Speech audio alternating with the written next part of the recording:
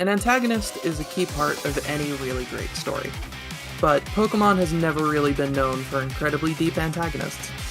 The truly great villains of Pokemon games are few and far between, and that's part of what makes characters like Ghetsis or Lusamine so memorable. On the flip side, however, a villain can become truly memorable for the exact opposite reason. Take Chairman Rose, for instance, the main villain of Pokemon Sword and Shield. Rose is widely hated for his admittedly extremely stupid motivations, as well as the utterly ridiculous twist that takes place basically right before the end of the game. For these repeated blunders, Rose is still one of the most used talking points when talking about story quality in recent Pokemon games. But, in my mind, before the release of Pokemon Legends ZA, he was not the worst. No, there was one far worse, less charismatic, with even dumber motivations, and quite possibly one of the single worst scenes in all of Pokemon attached to him. So how do you take a character like Lysandre, one of the franchise's worst villains, and turn him into one of the best characters in the entire franchise? To figure out how, we need to start at the beginning. What made Lysandre so uninteresting in the first place? Lysandre first appears alongside Team Flare in Pokemon X and Y. In these games, Lysandre is the CEO of a large tech company, and the descendant of the Kalos royal family. He meets the player at a variety of points through the game, giving information about the region and its history, telling the player about AZ and the ultimate weapon, and talking about his vision for a beautiful world, which he repeatedly asks the player to assist him in doing. All in all, it's pretty standard fare for a villain. There's nothing really out of the ordinary yet. My only critique at this point is his repeated, almost insane ramblings about making the world beautiful, keeping beauty and youth eternal, and he talks about wiping the entire world out in an instant, or keeping it perpetual through eternal life, depending on which game you're playing. And it really seems like no one seems to care about that as much as they should. Diantha kind of shoots him down when he starts talking about it, but no one else seems to take note of that, and it's really concerning. The tech billionaire that constantly talks about killing people doesn't seem to be of concern to the grand majority of Colosians. That, and the straw that broke the camel's back in my eyes, which is the scene where Lysandre talks about his plans with the ultimate weapon. Towards about 3/4 of the way through the game, Lysandre effectively just says, "Listen up, everybody. Team Flare is going to kill everyone. Sorry, bums are making the world a worse place. Die." This is far worse than Rose's interruption. At least when Rose did his thing, he didn't intend to kill everyone in Galar. Rose, in that game, is a leader to the Galarian people. He is someone who saved the region in a lot of people's eyes, so when he interrupts everything to talk about a plan to continue to save Galar, which is stupid and kind of jumps ahead another 1,000 years where he definitely does not need to do that, it still does make sense from a character point of view, because someone like Rose is more predisposed to making announcements like that, rather than someone just going on there and saying, Team Flare is going to kill everybody. Good luck. So why is this stupid? Why is this specifically so stupid? Besides the obvious, Lysandre's plan just does not make sense. It's almost comedically evil. There's really nothing that makes it a remotely reasonable evil plan like a lot of the other evil team leaders. He's not doing it for profit like Giovanni, he's not doing it to help the people of his region like Rose, he's not even really doing it for selfish reasons like Archie, Maxie, Lusamine, and the AI professors. He just kind of does it because he believes Team Flare are the only people, worthy of the world? I personally don't find his motivations at all believable, and it doesn't help that as Team Flare's only member with a character arc, his team just does not get enough time to show why they would agree with him.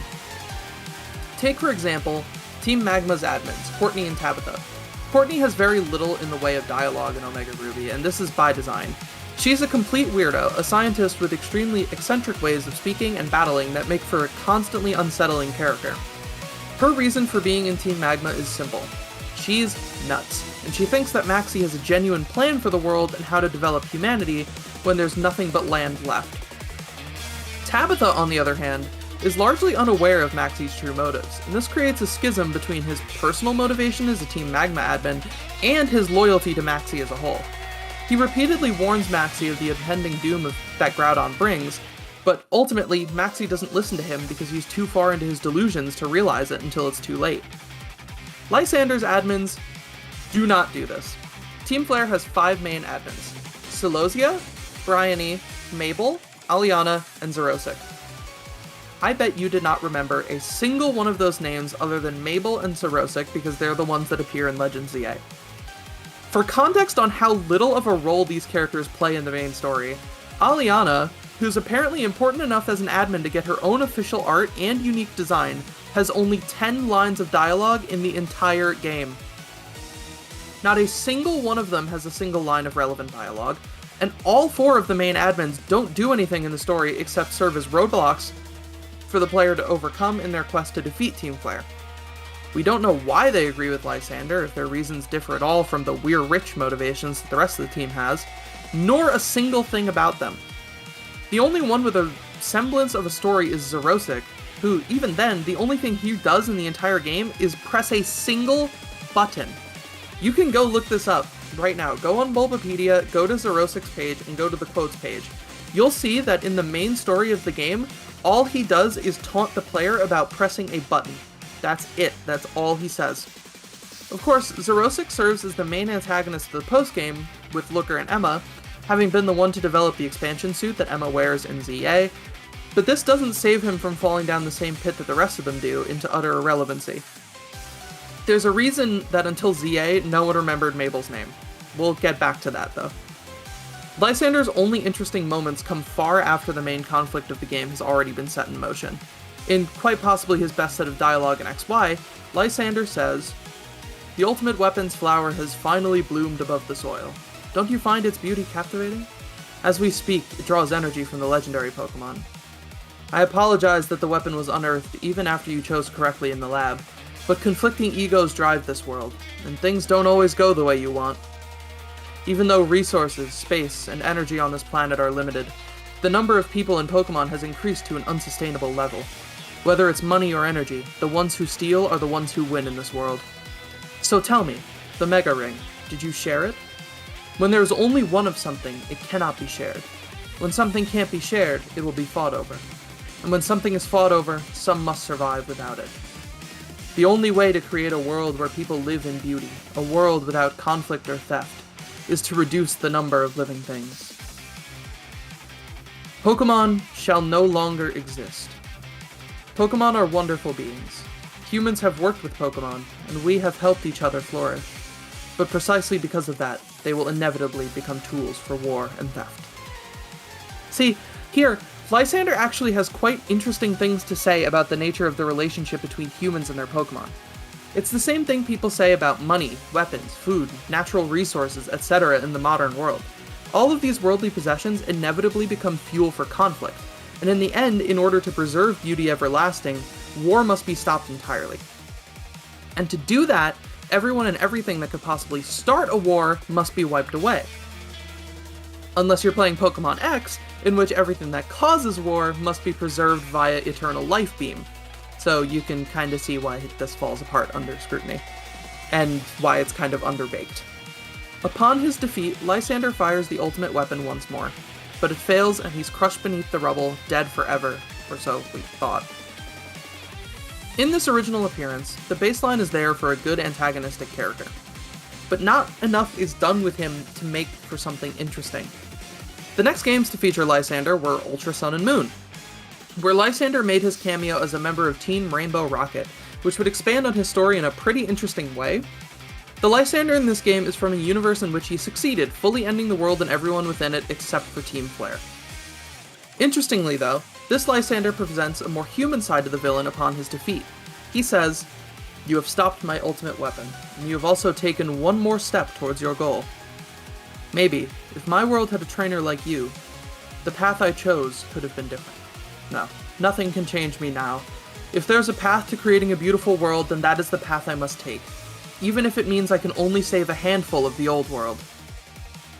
This presents the idea that maybe, just maybe, if Lysandre had met someone that could defeat him, it might be able to change his mind and set him down a different path. This direction was clearly something that Pokemon wished to do with Lysandre, but considering it was pretty widely accepted that Lysandre had died in X and Y, Most of us thought that this would never come to fruition. Unfortunately, I did not have the luxury on remaining unspoiled of this specific aspect of ZA. Months before release, a screenshot leaked of a man named L meeting and interacting with the player. There was really no doubt about it. 5 years after the ultimate weapon launched in Kalos, Lysandre was alive, and who knew what he could have wanted this time? It was a shock seeing just how much he'd changed since the last time we saw him, and the way he introduced himself was even stranger. In the world of Legend ZA, Lysandre clearly does not have memory of his actions that he took all those years ago. Team Flare had fallen, leaving its former members either disgraced, on house arrest, or in jail, and yet, there was Lysandre. A man everyone was sure had died just walking around, and even stranger, being accompanied by Zygarde. As L explains, he'd lost most of his memories, and now acts as a sort of retainer for Zygarde, explaining its wishes to people and assisting the player in allying themselves with Zygarde in order to defeat Ange and save Lumio City. In a way, it was clear that this version of Lysandre was not the man we'd met in X and Y, and that Pokemon was attempting a radical shift in his characterization, facing him more towards redemption. But how do you redeem something like this? Is it even possible to redeem a man whose entire goal was to end the world and all living beings within it? It's really simple. You can't. It's not possible. Characters like Lysandre often get a moment of clarity in their final moments, helping the protagonist to end what they started by realizing what they had done was wrong in some way, before facing the consequences of their actions in death. But for someone like Lysandre in a world like Pokemon, death is almost too good for him. So let's take a moment to discuss another important character in Legend ZA, one of the very namesakes of the game, AZ. From here on out, I will be discussing full spoilers of Pokemon Legend ZA. I know I had mentioned a few before, but this is the final time I am warning you. This video will contain spoilers for the ending of Legend ZA. Please do not watch this video if you have not finished Legend ZA. You can come back to it later, I promise it'll still be here. With that out of the way, let's continue. AZ has clearly resigned himself to fading away in his old age. He's been wandering the Earth for 3,000 years, and after finally reuniting with his Floette, he decided to create a final resting place for himself in the form of Hotel Z. A man who had so damaged Kalos, finally able to lay to rest in Lumiose after 3,000 years of atonement. AZ had assisted the player in staving off another activation of his weapon in X and Y, he'd been assisting in stopping the rogue Mega Pokemon, he'd even given children with nowhere else to go a place to stay, and had lived a life full of love for the people he'd once forsaken in grief and rage. Immortality was a curse for AZ. It was a way to constantly relive his greatest failure, to be left with nothing and no one. To many, what AZ did does not look like taking accountability, and Naveen even says as much, but to AZ there was nothing he could do to take accountability. Everyone he could apologize to had died, but there was still one way he could atone. By helping Zygarde find the player and helping Floette find the player's rival, they would put a stop to AZ's last mistake, and end his 3,000-year atonement by finally righting all of his wrongs. When all is said and done, AZ passes away, alone. He'd spent his years watching as people came and went through his life, and just when he'd finally found a group who loved him, his time was called. But he left something. A group to make the world a better place now and forever. That was AZ's atonement. And though he could never truly escape from his past in life, in death he could finally find peace. That is how you atone for the unatonable. That is how you redeem the unredeemable. So it came as no shock to me that Lysandre was afflicted with the same curse as AZ, cursed to wander for 3,000 years in atonement. His actions and assistance with Zygarde were never truly his redemption, they were a mere 1% of it. It's up to him whether or not he can right everything wrong enough to finally leave the world better than he found it. And it took near death from the very weapon he thought would save the world for him to learn that. By doing this, by taking two characters who did the unimaginable, the most evil thing a person could do, and redeem only one of them through death, you set the other one to flip their motivation on their head. To take what they learned from the other character and from everyone they met on their journey to use it to become a better person. All of this happens to him because of his interactions with both the player character of XY and that of ZA. It's just like he says after you beat Zygarde. To this day, I still yearn to create a more beautiful world, and I will yearn for it forever. I once thought that we could achieve that world by fulfilling the material needs of everyone. Now I know it's not that simple. An old proverb says that it's good to feed the hungry, but it's better to teach them to feed themselves. I had focused solely on providing what I thought the world needed, yet I lost sight of how I could make it so people truly flourish. Thanks to you and what your Pokemon have done together, I have learned that lesson well. When people manage to meet, it is a gift. Even living in the same time and place is no guarantee. The fact that we, and so many others, met and banded together to make Lumiose a better place is something we should treasure. That line is a direct mirror to his final line from Ultra Sun and Ultra Moon. Legend ZA is the universe where he met a trainer that could alter his path. There is another dimension, one final dimension to this analysis as well, one that's only visible through his design. Lysandre's XY design was regal, a flowing mane of fiery red hair resembling the mane of a male Pyroar, a sleek business suit, and expensive-looking clothing. His ZA design, however, scraps all of that. Lysandre is a man ruined by his ego, and in Rebirth, he shed everything that made him detached from his humanity. He even shed his Mega Ring, which he keeps in his pocket to show that he's done with battling.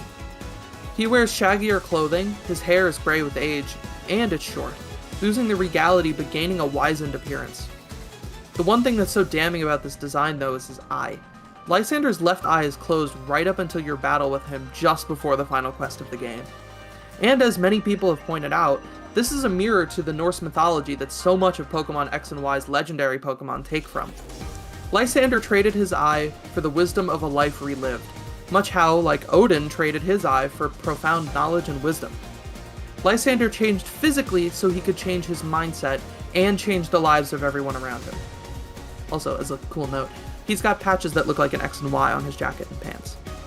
I think a lot of this, and in reference, what he says later in the game, alongside these details, prove that Legend ZA is a game about meeting. It's where the X and the Y and the Z all meet together in one place, all in Lumiose City. Every dimension meets together in one place in order to stop something that could destroy everything. When people come together, there's not really anything they can't do, and that's what Pokemon Legend ZA is about, and I think Lysandre proves that perfectly. I think a lot of people who played Legend ZA were shocked by Lysandre's reappearance, myself included. I read a couple of articles while preparing this video, and a couple of them seemed so shocked that they seemed to miss the point of Lysandre's reappearance at all. That's why I decided on making this video. Lysandre went from one of the most forgettable, boring villains into one of the best redeemed antagonists I've ever seen. His endgame interactions are full of just perfect writing from the Pokemon writing team, and that's something I need to give kudos to Pokemon for. Recently, their writing has hit a peak of emotional storytelling, to the point where I'm seeing multiple people say that Legend ZA is the first time they've cried at a Pokemon game. And I think that's wonderful. I want more people to see and engage with the stories of these games as the good examples of emotional storytelling that they are.